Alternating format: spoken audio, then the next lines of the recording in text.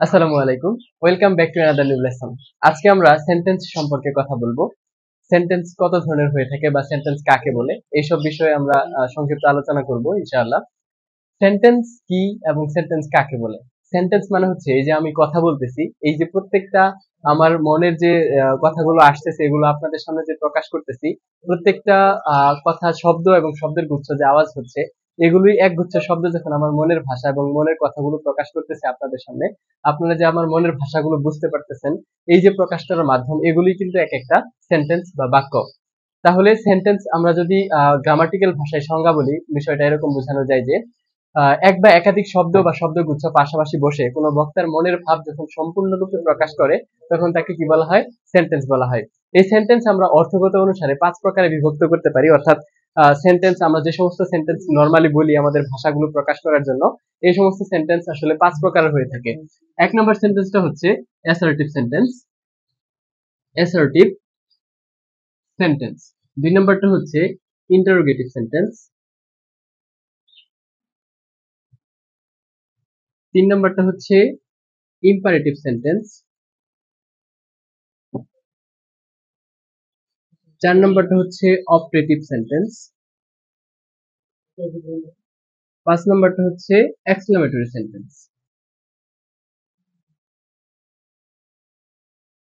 Assertive sentence কাকে বলে? Assertive sentence মানে হচ্ছে বিবৃতি বা বর্ণনা। অ্যাসার্ট মানে হচ্ছে বিবৃতি বা বর্ণনা বা দৃঢ়তা। অর্থাৎ আমরা কোনো কিছু বিষয় বা কোনো বস্তু বা কোনো বিষয় সম্পর্কে যখন বর্ণনা করি যে কথাগুলোর মাধ্যমে, অর্থাৎ কোনো বিষয় সম্পর্কে বর্ণনা করতে যে সমস্ত সেন্টেন্স গুলো ব্যবহার করা হয়, তাকে বলা হয় অ্যাসার্টিভ সেন্টেন্স বা বর্ণনামূলক বাক্য। তারপর হচ্ছে ইন্টারোগেটিভ। ইন্টারোগেট মানে হচ্ছে আস্ক করা, অর্থাৎ কোনো কিছু জিজ্ঞাসা করা। কারো কাছে আপনি যখন কোনো কিছু জানতে চান, এই জানতে চাওয়ার জন্য যে সমস্ত বাক্য বা যে সমস্ত সেন্টেন্স গুলো ব্যবহার করে থাকেন, এগুলি হচ্ছে প্রশ্নবোধক বাক্য বা ইন্টারোগেটিভ সেন্টেন্স। পরবর্তীটা হচ্ছে ইম্পারেটিভ সেন্টেন্স। ইম্পারেটিভ সেন্টেন্স কাকে বলে? যে সমস্ত সেন্টেন্স দ্বারা আদেশ, নিষেধ বা অনুরোধ বা রিকোয়েস্ট বোঝানো হয়। অর্থাৎ বক্তা বা কেউ কারো কাছে যখন রিকোয়েস্ট করে বা কোনো কিছু করতে নিষেধ করে বা কোনো কিছু করার জন্য আদেশ করে থাকে, ওই আদেশ করার জন্য, নিষেধ করার জন্য যে সমস্ত বাক্যগুলো বলে, ওই সমস্ত বাক্যগুলোকেই বলা হয় ইম্পারেটিভ সেন্টেন্স বা আদেশমূলক বা নিষেধমূলক বাক্য।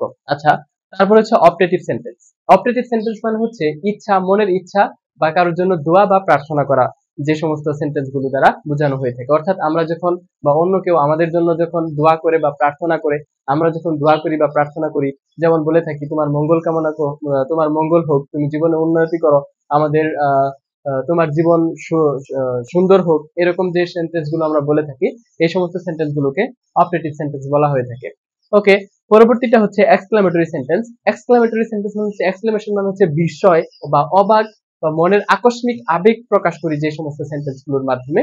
ধরেন হঠাৎ কোনো ঘটনা ঘটে যাওয়ার পর আমরা যে মনের হঠাৎ আবেগ চলে আসে, এই সমস্ত ধরেন কেউ হঠাৎ করে চলতে চলতে একটা খুশির সংবাদ পেল, তখন সে খুশিতে বলতে পারে ওয়াও, অথবা সুন্দর একটা পাখি বা সুন্দর একটা সিনারি দেখে সে বলতে পারে wow, what a nice bird, কত সুন্দর একটি দৃশ্য, কত সুন্দর একটি পাখি। এই যে এই সমস্ত হঠাৎ আবেগ বা দুঃখ পেয়ে বলতে পারে হায় আমার পোড়া কপাল।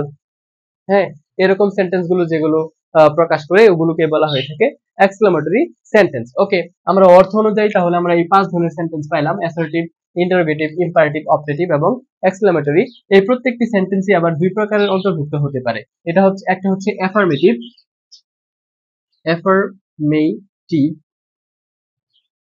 অ্যাফার্মেটিভ, আরেকটা হচ্ছে নেগেটিভ, নেগেটিভ।